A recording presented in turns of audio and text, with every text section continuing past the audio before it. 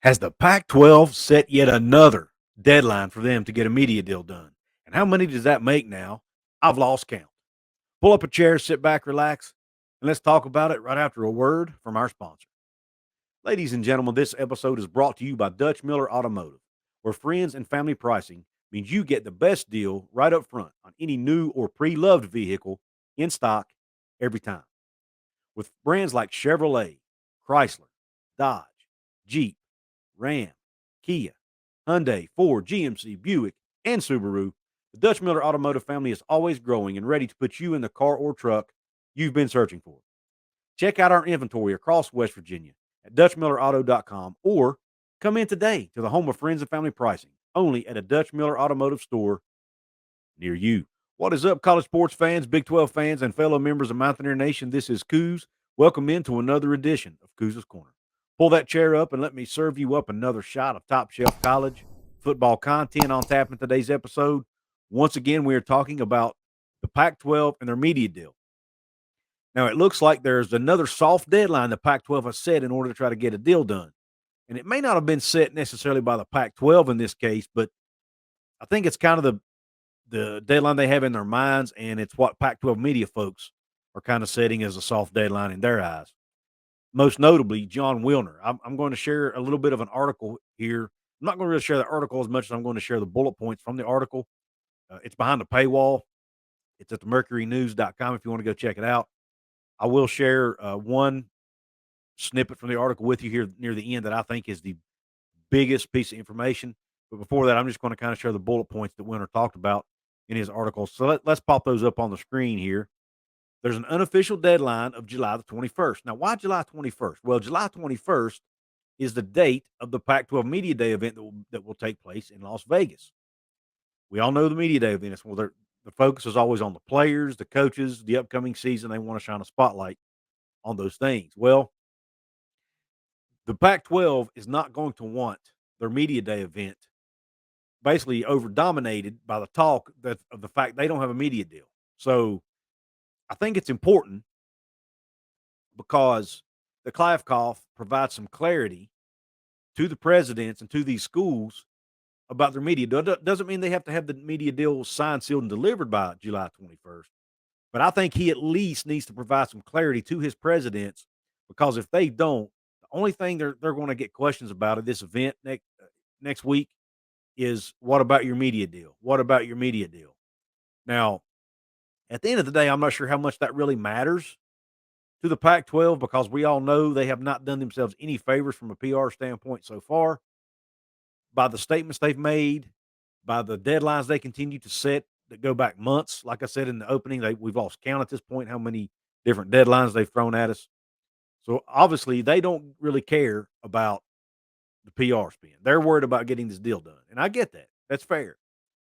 But man, can they take any more hits? I just don't know if they can, and I'm sure they would rather not if they can avoid it. And I guarantee you, George Kliavkoff does not want to stand up in front of the media and get hammered with questions about this. So it's in his best interest personally, even maybe even more so than everybody else, to try to provide some clarity on this deal.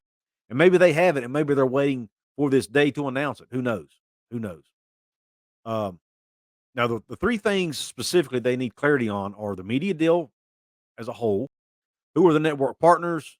How much is streaming? How much is linear? And what's the dollar sign? What's the dollar figure, right? And what are all the details about the deal? That's number one. Number two, the grant of rights. The grant of rights now is when all the members of the conference sign their media rights over to the league, and then the league will distribute them at the end to everyone. And then last but not least is expansion. Are they going to add San Diego State, SMU? Will they add someone else? Will they expand it all? Those are the three things they need clarity on. Now, two of the three they need 8 of the 10 existing members to vote and approve. That is the media deal, and that's expansion. Now, the grant of rights has to be unanimous. All 10 members will have to agree to that grant of rights deal for it to become official and binding. So it'll be interesting to see whether that actually happens or not. And I'm sure at the end of the day, it's all going to come down to the value of the deal, not only from a dollar sign standpoint, but from an exposure standpoint as far as linear versus streaming. Now, another change that Wilner mentioned in his article And I will link to this article in my description box for those of you who subscribe to the Mercury News or want to subscribe. But Arizona President Robbins, who's obviously a president of one of the Four Corner schools, as of July 1, is now on the Pac-12 Executive Committee. There are 3 members of that Pac-12 Executive Committee. Robbins is now one of them. So now one of these Four Corner schools has representation on this committee. He's replacing former Washington president Anna Marie Couz. And I hope I said her name right. Might be Anna Marie Couz, but nonetheless, he's replacing Couz on this board. And why that's important is not only because he represents one of the Pac-12 Four Corner schools, but because Robbins is very passionate about college sports. As a matter of fact, Wilner pointed out in his article that Robbins and Washington State's President Schultz, who happens to be the new chair of this committee, are probably the most 2 passionate sports fans of all the school presidents in the Pac-12. So you've got 2 of the 3 most passionate sports fans on this committee now. So that'll be interesting to see if that really changes anything. My gut feeling is it probably won't change a whole lot because you still have to have the other members of the league vote as well, other than just those 3. Now, lastly, what I want to do is kind of show you what I think is the most critical piece of this whole article, and that's this right here. This last paragraph. You can see my cursor right here. It says, if Kliavkoff doesn't present a satisfactory media rights offer to the presidents, one that offers enough annual revenue and linear network exposure, the conference could fracture. At some point in the next 10 days, perhaps, we will have clarity on the end game.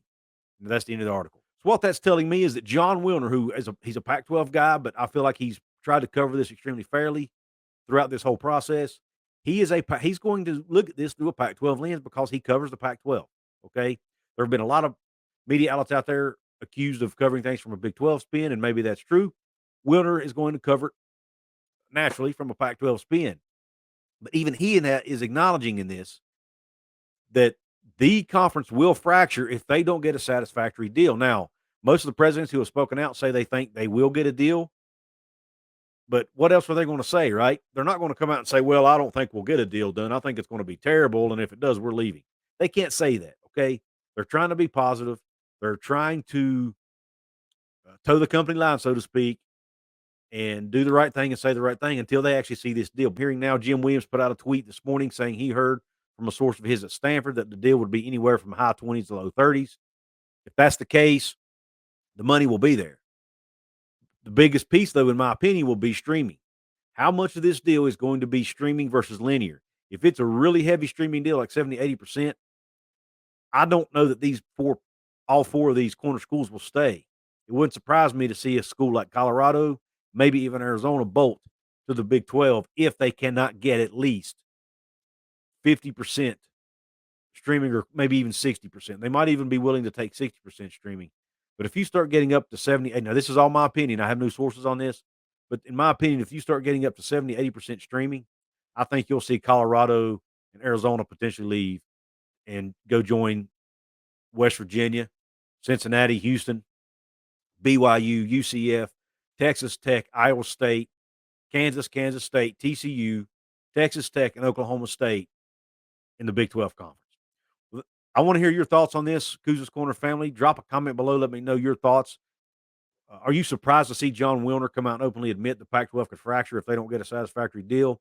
And what are you thinking about this soft deadline of July 21st? Do you think we'll hear something about the Pac-12 deal, next week or even maybe this week before this Pac-12 Media Day event so that they don't have to field questions about why they didn't get a deal done? I want to hear your thoughts on it. Also, guys, if you want to support the channel here financially, there are several different ways you can do it. You can check out my merch store. If you go to my merch store between now and July the 12th, you will get 20% off every item in my merch store. That includes all shirts, all hoodies, all ball caps, all trucker caps, all coffee mugs, iPhone cases. You name it, it's 20% off of my merch store July 8th through July 12th. Don't be sure to take advantage of that. If you're a Mountaineer Maniac level member of my channel, which is the $4.99 a month level, I'm going to put a special link in my community tab for you only where you get an additional discount.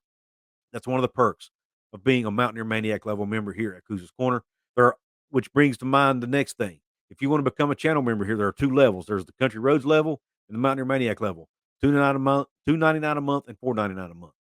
Those come with perks. I'll give you early access to content. Once in a while, I'll do a members only live stream. If I have special guests on, I'll let you provide questions you want me to ask that guest. I'll do contests occasionally, things like that. So become a member, and it's also a way you can support me, guys. Is if you don't want to give one-time donations, you can do that. Pay me a little bit every month and support my channel financially that way and help me grow here. You can make a one-time donation by hitting the heart thanks button right below.